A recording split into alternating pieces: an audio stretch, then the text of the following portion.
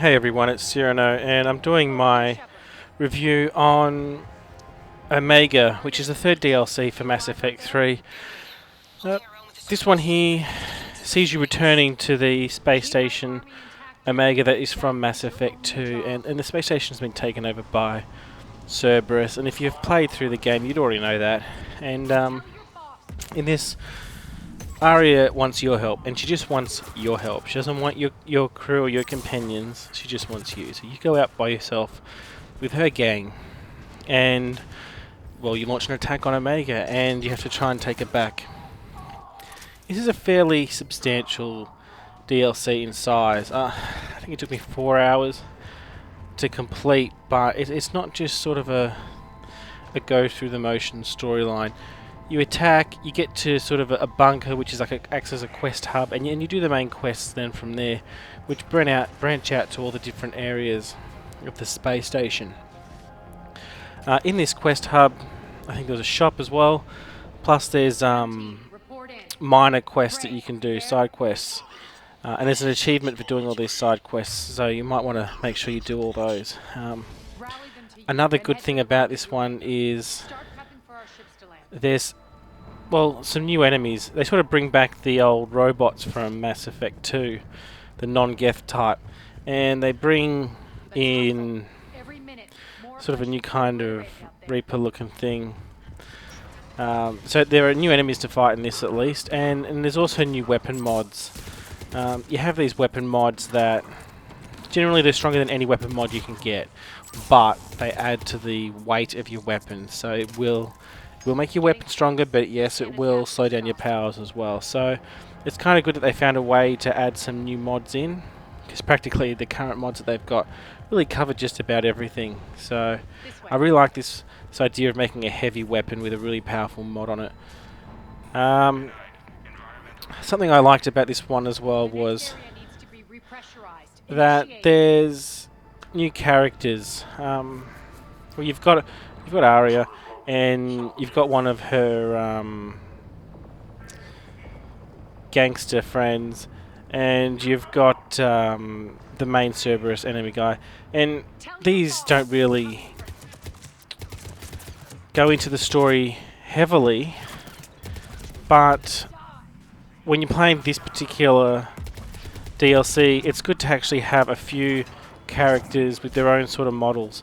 Something I didn't like about the previous DLC Leviathan was that all the people models were just sort of generic models. It's like, okay, whoopee-doo. But here, you know, they've got some unique models for these characters, and I quite enjoyed it.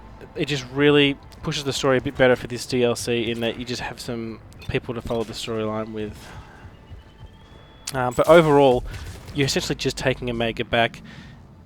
There isn't really any big ties to the main storyline, so if you were afraid you were going to miss out on the storyline if you didn't get this one, it wouldn't be the end of the world storyline wise.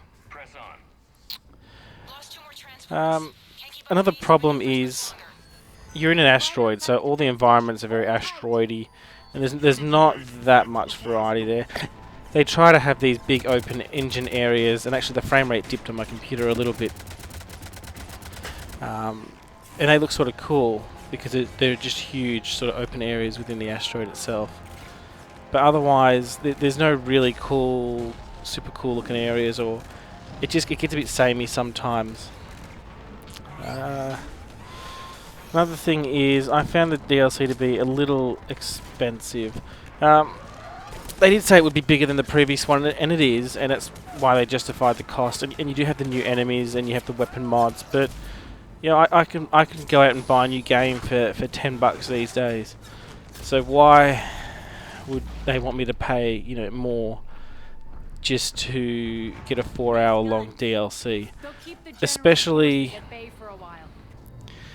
since it doesn't really go and tie into the main storyline as much as you might need to.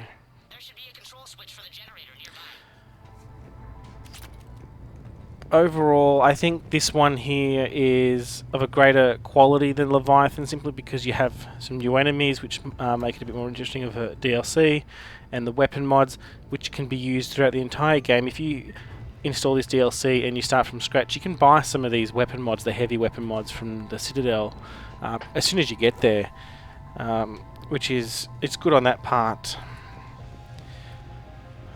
Generally I will give this one maybe a 4 out of 5 stars.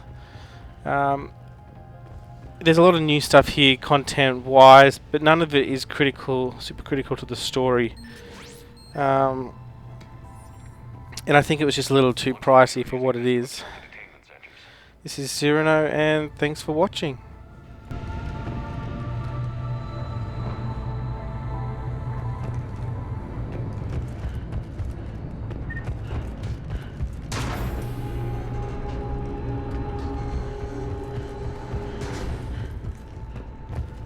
That tower is the Talon outpost we're heading for. Looks like the Talons are giving as good as they get.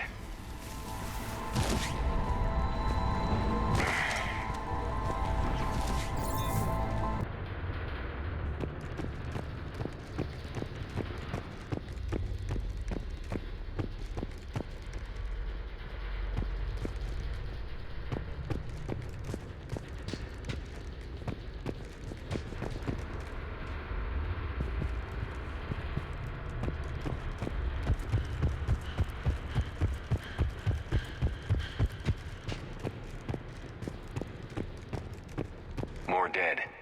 It's a bloodbath. I got a bad feeling. We shouldn't be... Quiet. What's that sound? An adjutant. Oh no. The General must have locked this place down to keep it inside.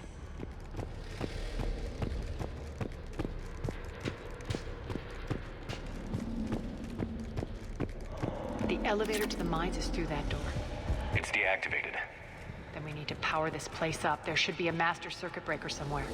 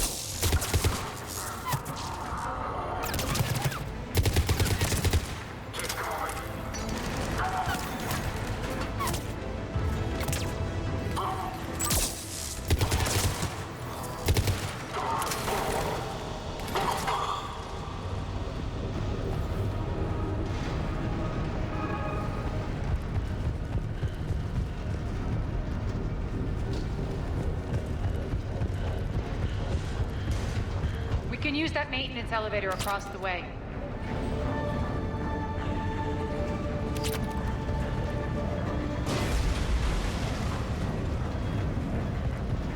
We need to find an alternate route across.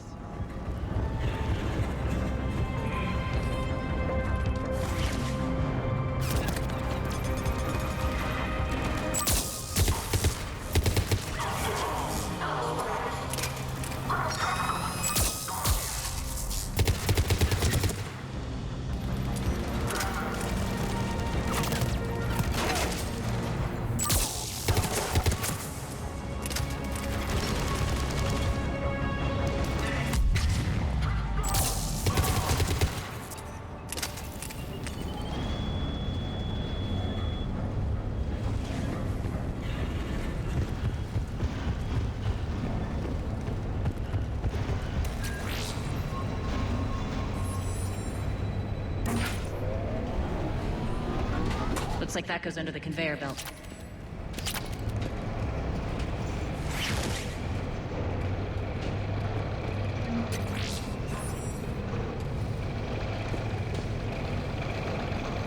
Bastards are running this place too hot.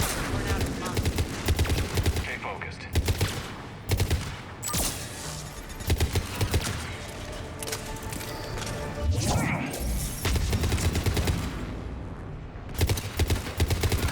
Shutdown imminent.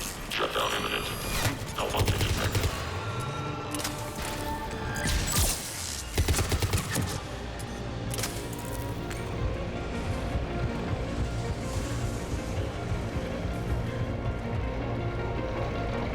I think this is going to get us there.